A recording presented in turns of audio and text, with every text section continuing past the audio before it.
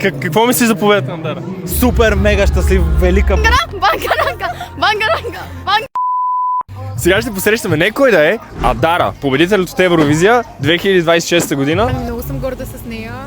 Ние сме отраснали с нея нашето поколение. Смятам, че тя е страхотна, много позитивна и се радвам, че целият свят го видя.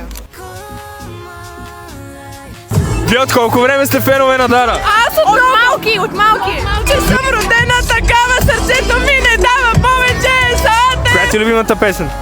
На Дара. Ранка. Идвате да слушате Дара ли? Разбира се.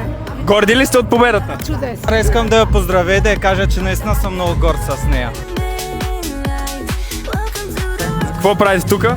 Еми да видим малко Дара, бангаранга. Бангаранга! I'm the bangaranga! Welcome to the ride! Какво мислиш за победата на Дара? Супер, мега щастлив, велика. Ние имахме нужда от такава победа най-накрая.